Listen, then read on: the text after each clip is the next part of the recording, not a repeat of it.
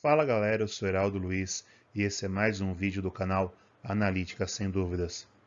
Pessoal, continuando com as aulas de HPLC, hoje eu vou falar para vocês de vários assuntos que não cabiam em um vídeo só para eles. Então eu vou juntar porque são partes bem simples de um equipamento HPLC, que é a coluna de saturação, a coluna de guarda, o injetor para HPLC e o forno para colunas de HPLC. Mas antes de continuar, pessoal, já se inscreve no canal se não for inscrito ainda, deixe um like no vídeo, isso ajuda bastante o canal a continuar crescendo. Ative as notificações, compartilhem esse vídeo na rede social de vocês, me ajuda bastante a divulgar mais o canal e também pode ajudar colega de vocês que tenham dúvidas nesse ou outros assuntos relacionados à química analítica.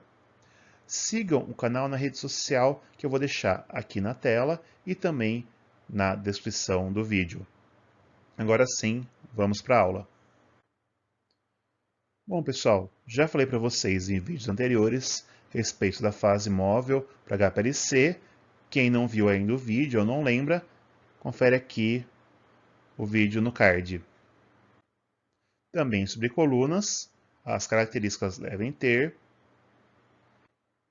e dos sistemas de propulsão. Lembrando sempre que quem não viu o vídeo ainda, termina esse vídeo e depois confere que eu vou deixar todos aqui no card. Na última aula eu falei do tipo de eluição, ela pode ser isocrática ou gradiente, variando ou não a força da fase móvel. Tudo bem, pessoal? Lembrando, não viu o vídeo ainda, card aqui para a playlist completa de HPLC. Agora, pessoal, vou falar um pouco para vocês sobre a coluna de saturação. Ela é usada para saturar a fase móvel com componentes da coluna analítica, ou a coluna de separação. Apenas quando usamos a cromatografia líquido-líquido, ou seja, a fase móvel é um líquido, e no caso do HPLC, a fase estacionária é um líquido fracamente absorvido na superfície sólida, normalmente sílica. Estão lembrados disso? Ela evita a solubilização da fase estacionária, que está absorvida no suporte pela fase móvel. Tudo bem, pessoal? Essa coluna é colocada entre o sistema de propulsão e o injetor. Só que ela já caiu em desuso, pessoal, porque hoje em dia praticamente não se usa mais colunas de fase líquida. A gente já usa a fase quimicamente ligada, que ela é muito mais estável. Então, como não tem, devido à ligação entre a sílica e a fase estacionária em si, a gente vai ter um líquido fortemente ligado, podemos dizer assim, a suporte de sílica, então não tem risco da fase móvel dissolver esse material mais. Então, ela praticamente caiu em desuso. Estou falando basicamente como curiosidade mesmo, tá, pessoal? Elas existiram. Hoje em dia, praticamente não tem mais aplicação da fase líquida, fase estacionária líquida. Então, praticamente não tem mais coluna de saturação. Mas caso em algum momento da vida profissional de vocês deparem com uma coluna que é a fase líquida, lembrem que vocês vão precisar também de uma coluna de saturação que tenha o mesmo componente da fase líquida da coluna analítica. Tudo bem? Já a coluna de guarda, ela deve ter o mesmo recheio e diâmetro da coluna analítica, ou seja, a coluna principal, só que é uma coluninha menor, de 2 até no máximo 5 centímetros de comprimento, enquanto a coluna analítica vai ter de 15 até 25 ou 30 centímetros de comprimento. Ela agora é colocada entre o injetor e a coluna analítica. O objetivo dela, pessoal, é, se tiver algum componente que é fortemente retido pela fase estacionária, que pode até prejudicar a coluna, ela retém esses componentes, que como eles não conseguem interagir muito com a fase móvel, eles ficam totalmente retidos na fase estacionária. isso vai pegar, eu sacrifico essa coluna pequena, que é menos cara. Lembrando, quando a gente fala de HPLC, sempre os valores já são um pouco elevados. Então, eu sacrifico uma pequena coluna, que é menos cara, para não perder a minha coluna principal, que é muito mais cara. Então, essa é a função da coluna de guarda. Temos aqui, então, pessoal, um esqueminha mostrando, ó, sistema de reservatório de fase móvel, sistema de propulsão de fase móvel, a coluna de saturação, injetor, coluna de guarda, coluna de separação ou coluna analítica. Nessa imagem, pessoal, há a coluna analítica ao lado de uma coluna de guarda. Então, notem que ela é bem menor. Como ela gasta menos material, ela acaba ficando menos cara que a analítica em si. Obviamente, pessoal, podem existir, na verdade, alguns pratos ou alguns equilíbrios de separação na coluna de guarda, mas isso é no máximo um. Tudo bem? Então a separação em si vai realmente ocorrer na coluna analítica.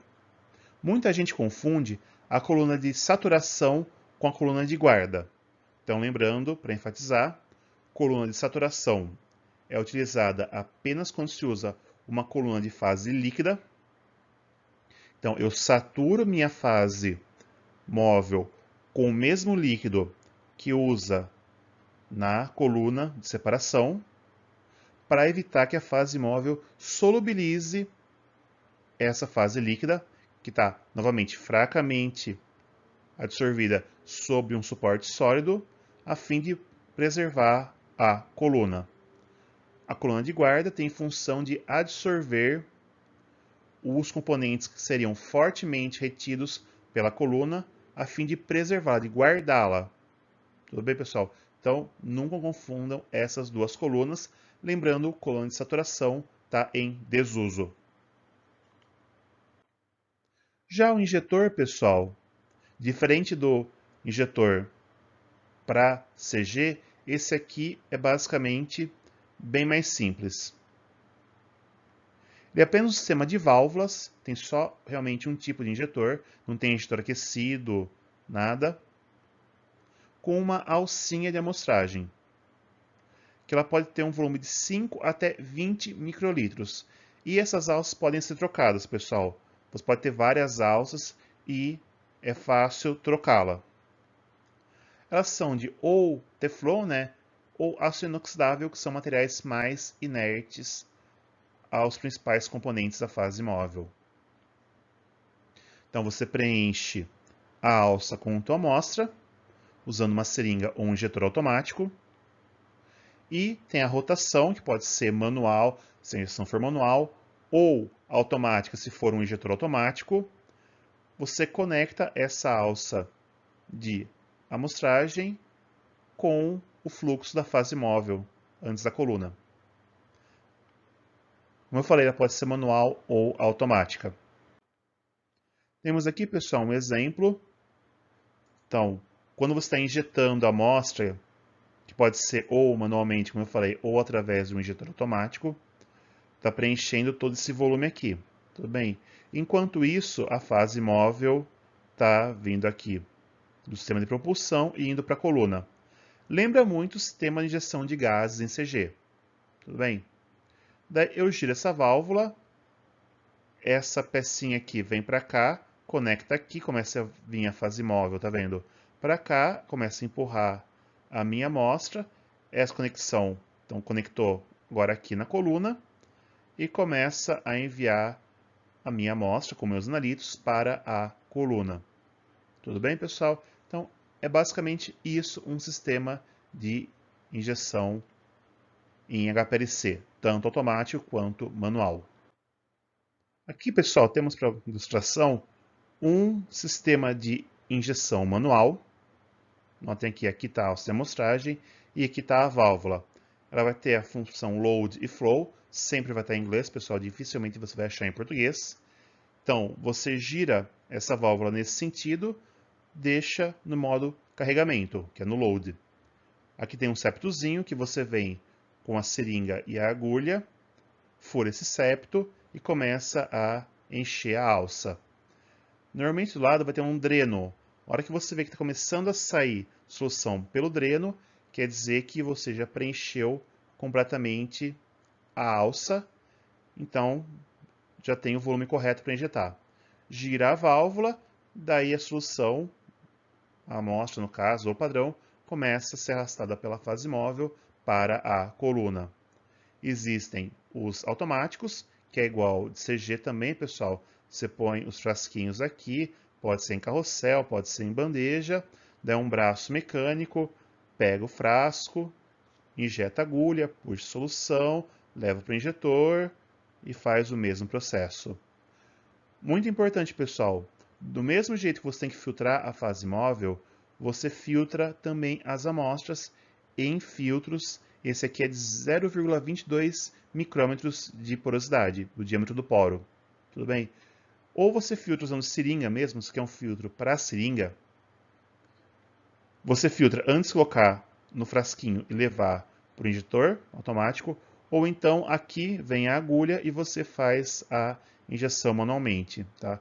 Isso é para garantir que não tenha um material particulado que pode prejudicar o sistema de HPLC. Tudo bem, pessoal? Então, você precisa usar esses. Pode ser de 0,22 micrômetros de porosidade ou de 0,45.